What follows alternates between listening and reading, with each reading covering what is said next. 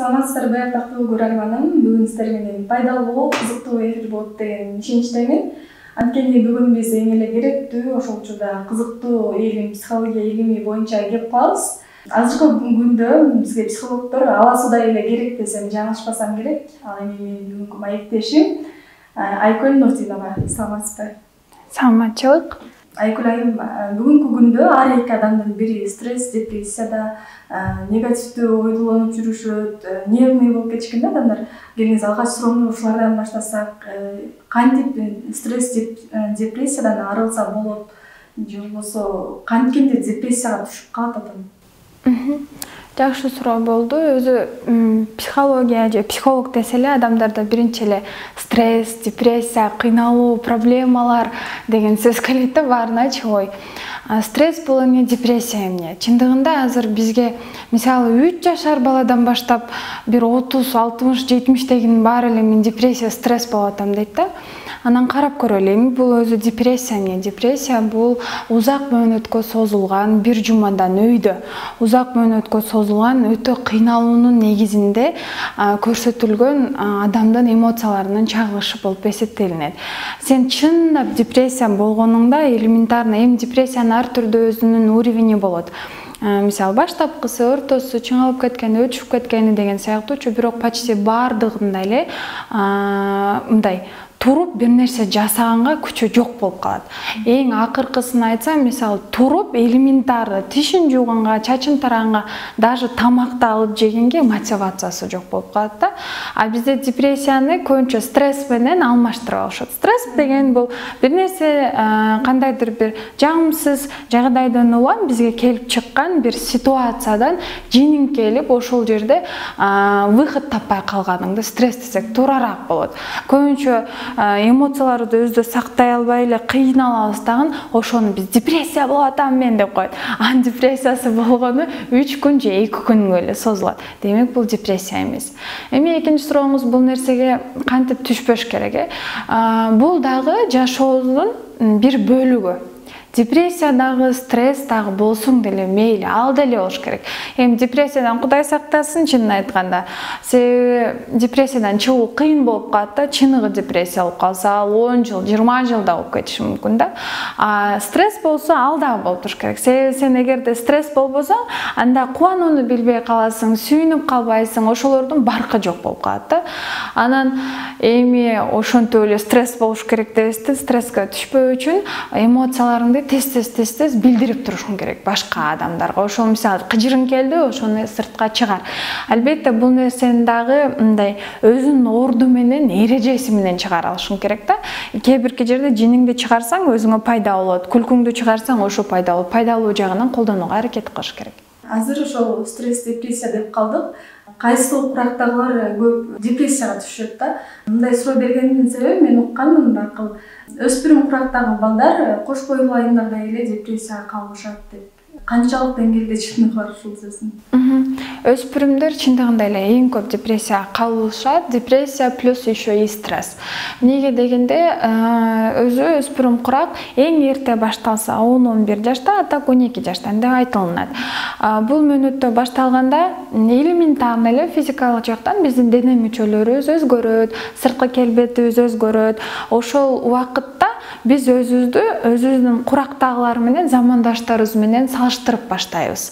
Мисалы, менин эмнеге мисалы чачым мындай узун болбой атат, эмнеге менин кожомо угрилер чыгып, бетиме бүдүр басып кетти деген сыяктуулардан улам, ошодон эле өзүнүн внешностунан эле башкаларга өзүн салыштырып эле өспүрүмдөр депрессияга кабылат. Себеби азыр кыскача айтып коеюн, сиздердин көрүүчүлөрүңүздөр үчүн дагы маалымат болсун. Мисалы, бала эми эле төрөлгөндөн баштап 3 жашка чейин апасы бул анын целый мири. 3 жаштан 7 жашка чейин апасы анын бир туугандары. 7 жаштан 12 жашка чейин бул мугалим биринчи орунда турат да, эң маанилүү адам. Анан 12 жаштан баштап болсо, уже сенин тең туштарың сен үчүн главный адамдар да. Ошолордун ою сен жөнүндө, ошолордун сага көргөзгөн урмат сыйы бардыгынан биринчи турат. Ошол үчүн аларга салыштырып отуруп эле көбүнчө депрессияга калып калышат, именно өспүрүм курактагылар. Анан алар эле кыйналып отуруп калбастан, алардык эми ашып барса 3 жыл, 2 жылга созулушу мүмкүн.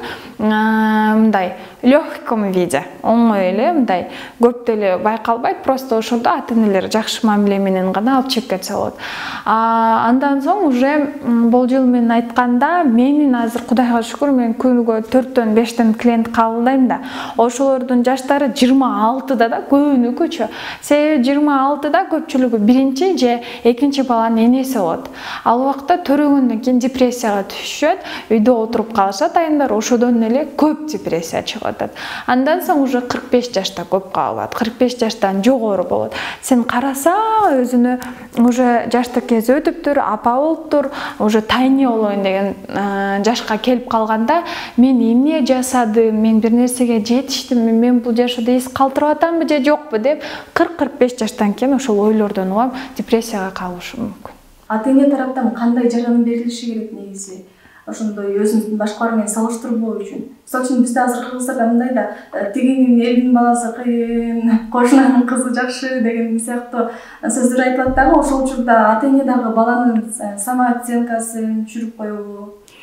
Ата-эне эми жамандан улам мындай дебейт да, баягы мотивация болсун деп салыштырып койсом ошого окшоп жакшы болуп кетет деп ойлойт. Чындыгында бул тескерисинче балага тоскоол болот да, тескерисинче анын жеңине тиет. Наоборот, ошол кошунанын баласын өмүр бою жек көрүп өтөт да кийинче.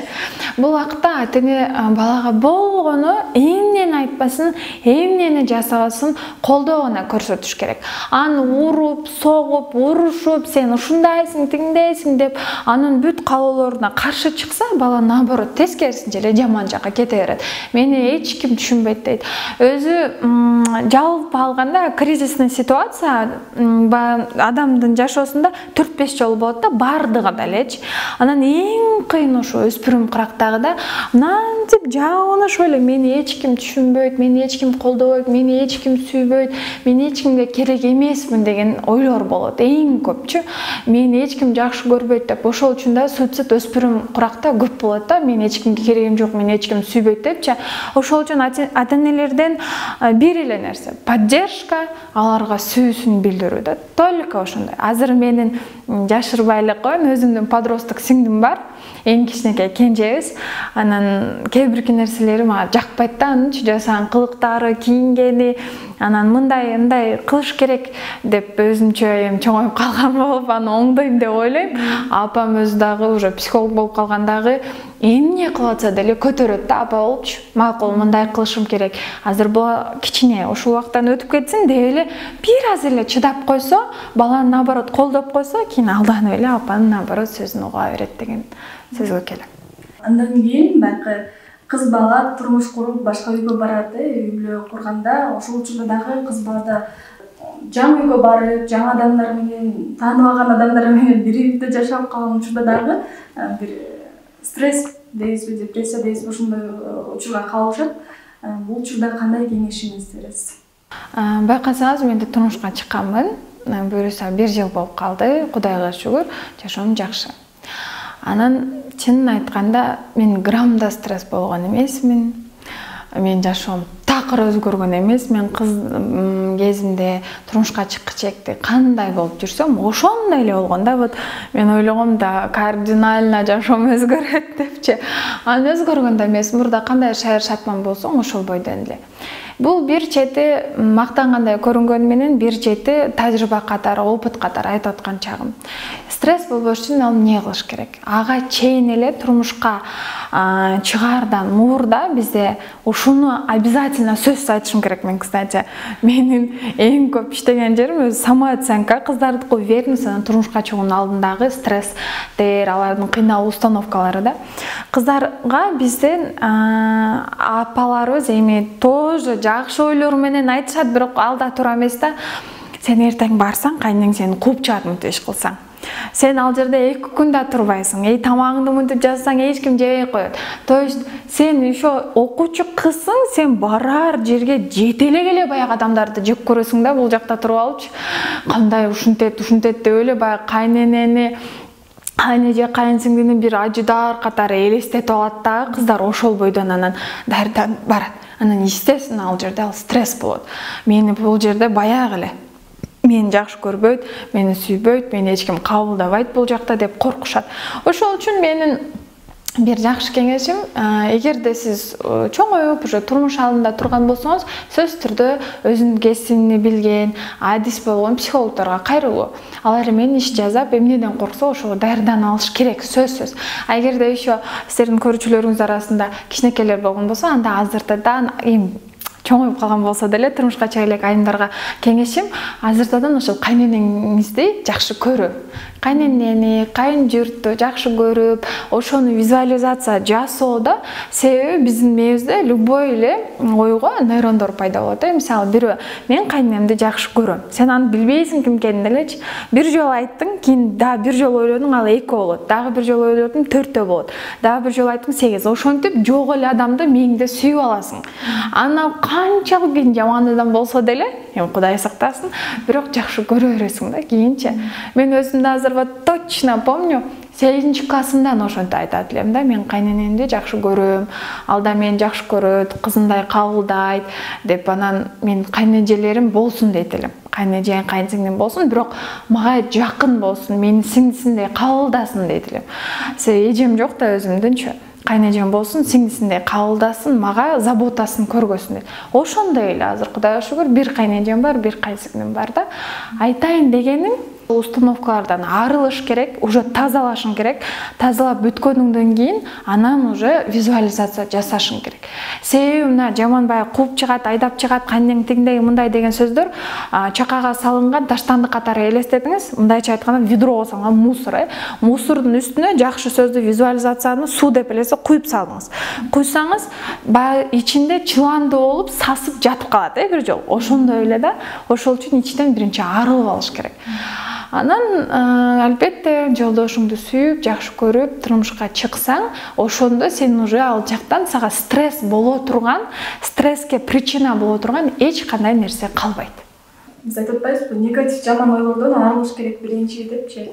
Ошол арылуу үчүн сөзсүз психологко барыш керекпи же өзүнүн дагы жолдору барбы? Психологко барбаса деле болот. Ар сайын бара албайт да. Бирок арыла албайт өзү жалгыз. Арылса, где-то 20-30% арылбаса, так арыла албайт да.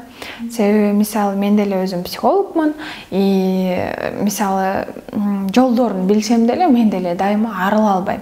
Себеби сен ичиңде сенде мынтип отуруп калган жаман негативдүү ойлоруңдун баарын өзүңчө чыгара албайсың да. Аны бирөөгө айтуунун негизинде еще туура суроолорду бере турган бирөөгө айтсаң, ошондо айтып отуруп эле жеңилдеп каласың.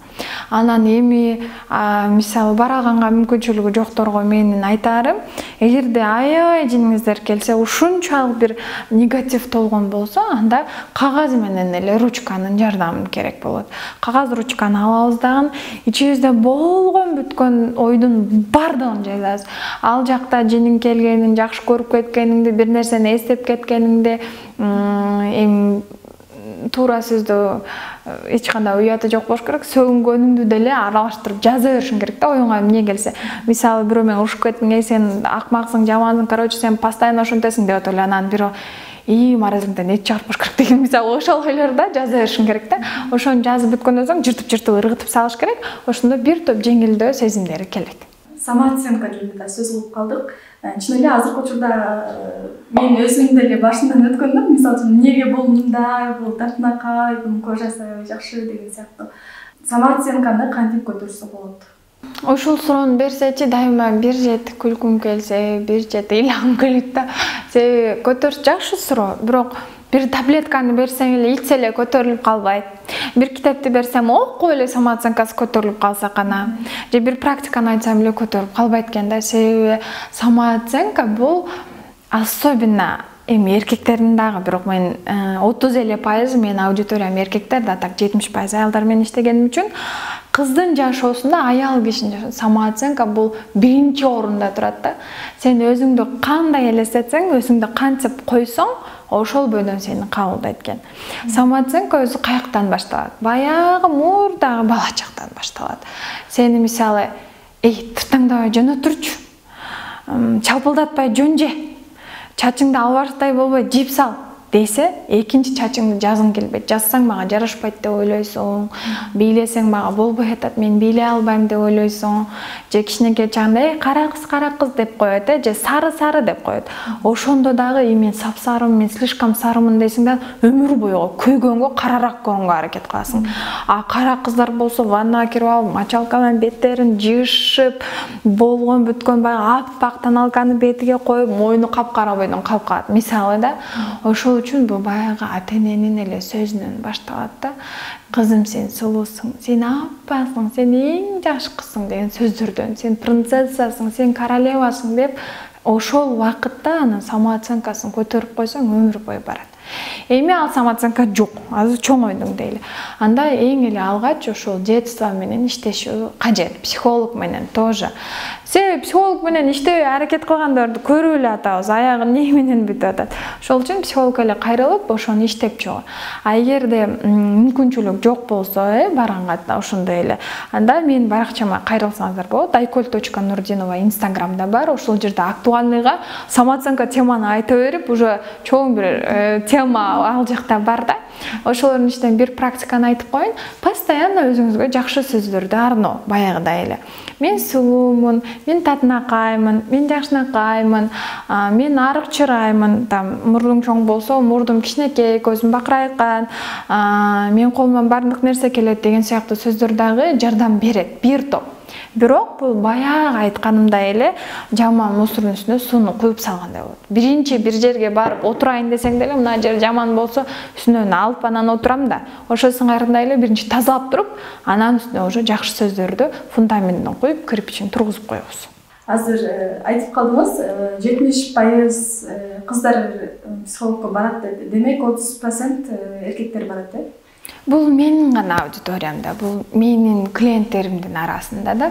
Ооба, чындыгында 70% бул аялдар, кыздар, жаш өзгөчөлүгү 16 жаштан баштап. Менин эң основной клиентурам 16дан 50 жашка чейин, эң көп. Анан актуалдуусу 22ден 33 жашка чейин, эң көбү. Анан эркек мырзаларда келет албетте 30%. Бирок бизде мисалы мага мынтип жазгандар да көп болот да. Эркек балдарда барса болобу депчи. Анан мен да болот десем, сурап эле калып калышкандар да көп болот. Келишет алар да, келишет, өзүнө жарашаларында деле проблемасы бар да. Мисалы эмне үчүн аялдар көп узак жашашат? Себеби биз бардык нерсени сыртка чыгарып айтып салабыз да. Эркектерге ошол эле баягы установкада кичинекей чагында эркектер ыйлабайт, эркектер жалып кылбайт, жөнө тур, сен эркексиң да дей берген үчүн алар ичинде катып жүрөт да. Ошол үчүн алар бир убакытта эле инфаркт же инсульт болуп өлүп калышат. Ошол үчүн дагы эркектердин психологко барып турсун, тууганын айта албаса, байкесин айта албаса, досун айта албаса, ошо психолог ал акчасын алат да, сени унчукпай эле угуп турат. Эч кандай бул эми бир чети күлкүлүү, бир чети мындай ошол адамга жардам берет да. Ал сени угат, сени туураараак жакка сени бурганга аракет кылат психологчу. Ал Кудай эмес ооба, бирок хотя бы сени укканга бир адам болот да. Бизде көбүнчө мисалы досторуңа эч качан айта албайсың да, самооценкасы төмөн экенинчи эркектер. Ошол үчүн эркектер да келиш керек. Эркектердин жаш өзгөчөлүгү азыр менде 20 жаштан 30 жашка чейин. 22-25 жаштагылар көп келишет. Темасын бая эле сурайсыз, азыр эмне деп келишет? Алар обычно ошол самооценка менен келишет, ата-энесине таарынычтар менен келишет, анан кантип жар тандайм деп келишет. Ата-энеге таарыныч деп калдыңыз да, кандай таарынычтар болот негизи? Бул көбүнчө сиз мага сүйүүнү бербедиңиз, сиз мени азыраак жакшы көрдүңүз, сиз мени байкеме же эжеме, сиңдиме, экөөмө караганда азыраак жакшы көрдүң деген сыяктуу да, мындай ата-энеге көбүнчө эле сүйүүсүн толук ала албай таарынышат. Толук мээрим жетпей калган. Толук мээрим жетпей калгандан улам. Мисалы мен эртең менен да уже канча клиент кабылдадым. Ошолордун арасында бирөө таарынат, атам мага кичинекей кезимде мен бир да жолу мактаган эмес депчи, алкыш айткан эмес деп таарынат да. Ошол кимдин ата энеси алкыш айтпаса, особенно атасы, кыздарга особенно атасы айтпаган болсо, ал кыздын самооценкасы өмүр бою эле төмөн болот экен да, к сожалению. Же болбосо эми 100% эмес, кандайдыр бир бөлүгү. Же болбосо ата энесине кичинекей чагында бир ситуациядан улам таарынышат, өзү ошол сиңдисине же байкесине же эжесиге караганда мени азыраак жакшы көргөнсүң деп таарынышат, мени таштап кетип калгансың узакка деп таарынышат. Же мындай да бир жери бар, атасынын токолу болот же апасынын өзүнүн чет жактагы мамилеси болот, ошону билип калганда көп таарынышат, ошону өмүр бою эстеп калышат экен. Же болбосо мен кичинекей чагымда сиз мага мектепке мени таштап коюп өзүңөр Россияга кетип калгансыңар деген сыяктуу да, бардыгын мынтип алып бир жерге топтолуп келгенде сен мени жакшы көрбөйт экенсиң эле деген сөз да. Жаш бала сен мени жакшы көрбөй атасың деп эле таарынышат да. Чоң болуп, мисалы азыр мага 55-те эжеке кече 2 күн мурда кайрылган, 55-те. Апасы уже 70 канчада экен. Азыр деле апасына таарынат да. Ал өзү аны билбейт экен, апасына көрсө таарынат экен. То есть биз балалык сезимдерибиз өмүр бою бизде кала берет. Ошол балалык сезим деп калыңыз. Азыркы учурда көп эле ата энелер миграцияда жүрөт да, мигрант болуп жүрүшөт. Балдары болсо ата энесинин, туугандарынын колунда калат да. Анан ошол учурда баары бир ата эненин берими башка, алардан бир сөздү угуп калат же болсо катуу урушуп калып, ошондон улам коркуп, өз оюн айта албай, жеткире албай калышат да. Ушул жөнүндө да айтсак. Бул турмуш ар кимди ар бир жака чачыранды кылып коет экен. Бирок канчалык акчага муктаж болсо деле ата энелердин балдары менен эле болгонун каалайт элем мен. Себеби ата энесиз өскөн бала такыр башка, ата энесинин жанында ургу сокку жеп өскөн бала да башка да. Мисалы азыр айтып атпайсызбы, ошол жаман сөз угуп депчи, ошодон өтө көп таарыныч көп калат экен да. Мисалы жиртип саат ал жакта, урушат ал жакта, ошол үйдө жеңеси же тайжеси бирөө болот, ал өзүнүн балдары менен салыштырат. 10 конфет болсо 9-ду өзүнүн баласына берет, бир конфетти нормально бербей, ошондо жарымысын берип коет дагы. Өмүр бою эле баягы бала мен апам ушул жака таштап кеткен, мен демек ушул гана жашоого татыктуумун деп өсүшөт да. Кийин чоңойгондо деле баягы туугандарын жек көрүп, анан ошолордон өзүнө миллионер болобу же эң акылдуу адам болуп, баары бир өзүн төмөн сезе берет да. Анан бул жерде мен кантип жардам бере алам? Ушунча элдин баласыначы. Ар бири ошол өзүнүн баласына жок дегенде телефон чалган сайын, күн сайын жок дегенде бир 5-10 мүнөт сүйлөшүш керек да. Бала, мен сени жакшы көрөм. Бала, сени багайын деп ушул жакта иштеп атам. Буюрса мен барып калам, эмне кылдың? Там тайнесинин колунда болсо, тайнең эмне кылды, бул эмне кылды деп бардыгы жөнүндө сурап билип туруу. Бала бүгүн эмнени жасады? Ошондо деле балким эгерде бала кыйналып атканын билсе, ата эне келип ал баласын өзү карайт да. Так башка эч нерсе айта албайсың да. Ошончо азыр мисалы миграцияга кеткендердин баласын карап отурган адамдар азыр мени көрүп аткан болсо, карап атпаймынбы, нормально эле дейт да. Анын канчалык деңгээлде ал балага канчалык деңгээлде жакшы болуп атканын эч ким айта албайт. Ал бала по-любому ошол жерде страдает. Элементарно мен ата энем эч качан таштап кеткен эмес эч жака, бирок бир 2-3 күнгө бир эженин үйүндө калгам да, калып өзүм барган болбосомчу. Анан үйүмө кетем десем, бирөө алып кеткенге адам болгон эмес да.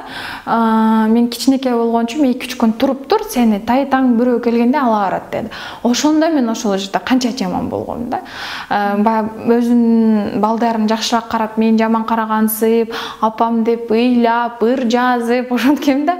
Анан 1 ай, 6 ай, жылдап, 1 жыл, 2 жыл жүргөндөрдүн баласы бир жолу боздой эле болбой калышат да. Зым деп койсоң эле же бир катуу мынтип койсоң эле уже ыйлай беришет да, көңүлдөрү назик болуп калат. Ошол үчүн лучше ата энелер келип өзүнүн баласын караса дейм. Мүмкүнчүлүк жок болсо, хотя бы телефондон күн сайын аларды жакшы көрөрүңөрдү, аларга поддержка берериңи айтканды унутпаш керек. Кыздар турмушка чыгарда коркот деп калдыңыз да, эмнеден коркушат?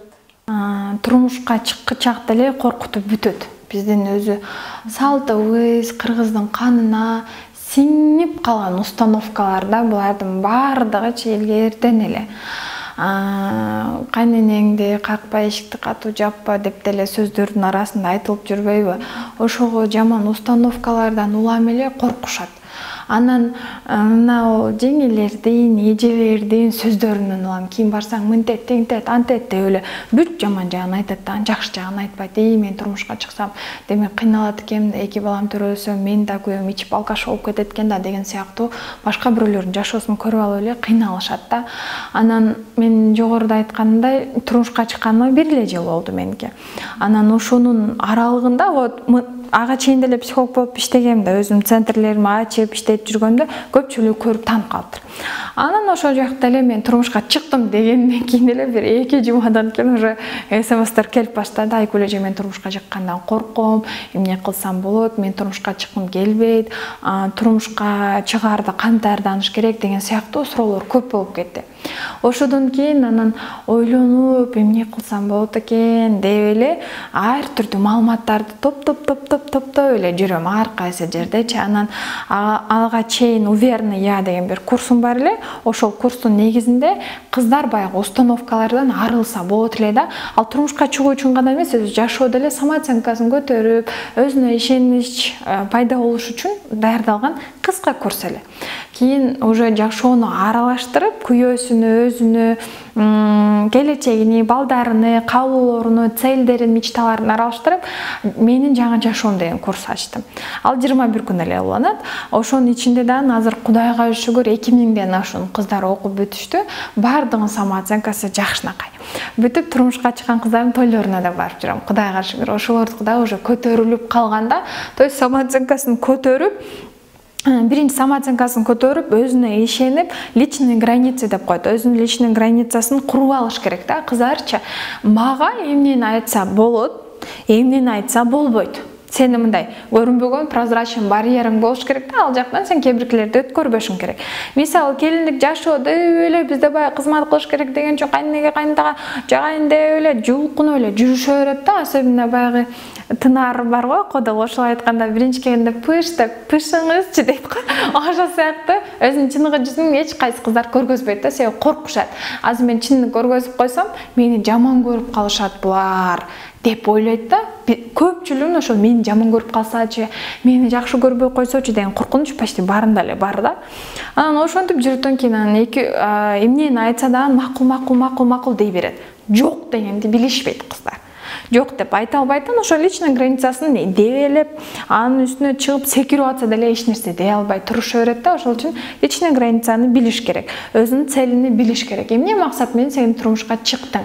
Ал эркек киши менен сен ал жолдошуң эмне кылышың керек? Кандай максатыңар бар? Эмнеге бирге жетели дейсиңер? Ошого карата анан кетиш керек. Бир чети ошо максаттын жоктугу да аялдардын турмушка чыгаттан 2-3 төрөп эле анан выгорание, депрессия болуп эле баткакташып мынантип отуруп калып атышат да, к сожалению. Ошол үчүн самооценка, личный границы, уверенность деген үстүнөн иштеш керек. Аны ошол мен жаңы жашоом деген курстан дагы үйрөнсөлөр болот. Же ага ошол сыяктуу толтураак курс бар азырчы. Ошо жакшыраагын таап үйрөнүп алсалар болот. Анан турмушка чыгуудан корком дегенге мен бир сыр айтайын сиздерге. Турмушка чыгуудан корком деп айтышкандан улам сиздердин эфириңиздерде эксклюзив кылайынбы? Азыр мен 1 жылдан бери ошо укканымдан кийин аз-аздан материал топтоп жүрүп, жана айтканымдай бир китеп жаздым. Жазып бүтө элекмин азыр. Ушул ай ичинен өлү жакшына кылып иштеп, анан Кызгалдактын коркунучу деген китеп чыгат. Ошол китептин ичинде бүт өзүмдүн биринчиден турмушка чыкканымда кайнем кантип кабылдады, кайнтам кантип кабылдады, мени ким кантип урушту дегендей, же ким мени наоборот жакшы кабыл кылды, ошолорду жазганмын кичинекей чагыман. Анан кыздардын турмушу жакшысы да бар ичинде, жаманы дагы бар. Көбүнчө клиенттериндикин алып. Анан кандай кылганда коркпосо болот, кандай кылганда өзүнө эптеп кетсе болот, кандай кылганда ошол чындап эле кайын журтту дагы бактылуу кылса болот, кандай кылганда өзүнү, жолдошун да бактылуу кылса болот. Ошол боюнча чыгат, буюрса. Чоң рахмат. Аябай кызыктуу эфир болду окшойт. Убакыт дагы соңуна жетип калыптыр. Азыр сизге эркин микрофонду берейин. Элге жакшы сөздөрүңүздү, жакшы маалыматтар менен бөлүшө алсаңыз болот. Мен психолог, гештальт терапевт Айкөл Нурдинова, буюрса психология илимине 7 жылдан бери жүрөм. 2 жылдан бери консультация берүүдөм. Азыркы тапта общий алганда 2,5 миңден ашуун адамдарга жардам бердим. Бул жакта мен ушунча мени көрүп аткан адамдардын ар бир көрөрманга айтарым, жогоруда көп эле сөздү айтып өттүм. Ошонун арасында эң маанилүүсү бул самооценка темасы болду. Ар бириңиздер самооценканын үстүнөн иштеп, өзүңүздөрдү жакшы көрүп, өзүңүздөрдү сүйүп, өзүңүздөргө убакыт ажыратканга аракет кылыңыздар. Биз качан гана өзүбүзгө жакшы мамиле жасасак, качан гана биз өзүбүздү жакшы көрсөк, ошондо бизге дагы башкалар ошондой мамилени жасайт экен. Анан дагы бир чети элинди дейт деп эле корко бербей, ошол установкаларды ойлой бербей, эмне кылгыңыз келсе, кантип жашагыңыз келсе, эмнени кийгиңиз келсе, ошону кийип өзүңүз каалагандай жашаңыз. Көп эле Инстаграмда пабликтерди көрүп жүрөсүздөр, 18-имде мен эмне дейт экен, мени эл карап атат деп коркот. 25-30-ында болсо, макул караса деле мага баары бир дейт. Анан 60-ка чыгып калганда уже караса көрсө мени эч ким деле карабайт экен деген сыяктуу сөздөр айтылат, картинкалар чыгат. Ошол сыңайында эле жашоо сиздин айланаңызда айланбайт. Сиз жашоонун айланасында айланасыз. Ошондуктан өзүңүз каалаганыңыздай айланыңыз, өзүңүз каалаганыңыздай жашаңыз. Эгерде сизде кандайдыр бир кыйынчылык болсо, ошол жашоонун дамын билбей атсаңыз, кайсы жакта кантип ситуациядан чыгып бактылуу болом десеңиз, анда бизге кайрылсаңыздар болот. Ардактуу көрөрманым, сиздер менен пайдалуу маалыматтар менен бөлүштүк деген ойдобуз. Бүгүн бизде кесипкөй мыкты адис Айкөл Нурдинова болду, жана барчу мен Таттыбек Маданбекова. Аман болуңуздар.